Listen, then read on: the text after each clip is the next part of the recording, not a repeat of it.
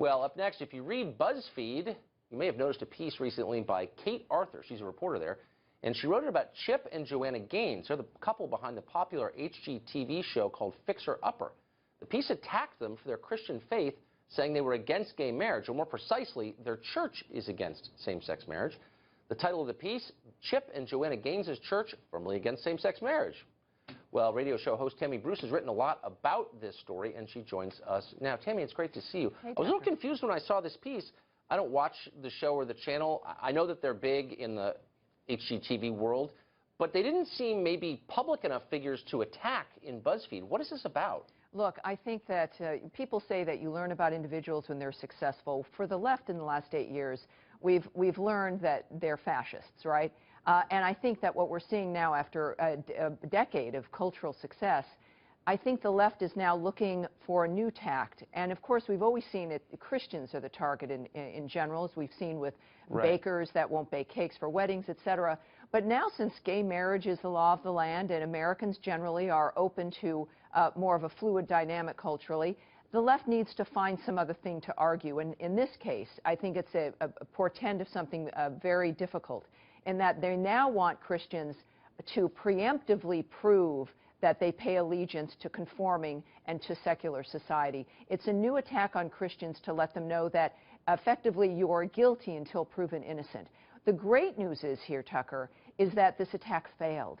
And I think that the election itself was a message about our rejecting of political correctness and the culture of intimidation. This couple had support from across the board. Their premiere in the midst of this smear had a record-breaking premiere. And I think Americans are saying, look, no matter who we are, enough is enough with the culture of intimidation, enough with attacking individuals because of their faith, especially coming from the gay community. As a gay woman, I find it outrageous that we're attacking people simply because of who they are. Well, yeah, and it also seems like part of the left's relentless politicizing of everything. I mean, my first thought was, I've got my views, you have yours, they have theirs. What does that have to do with their HGTV show? But I also thought, kind of selective, considering their views, whether you agree with them or not, are not exactly out of the mainstream for sincere religious people, and they're not just Christians. So I think most imams, most Muslim imams, would have roughly the same views. Sharia law prohibits homosexuality itself. Right. But they would never go after an imam over this. Well, look, even in this case, it wasn't even about them. It was about their church and their pastor.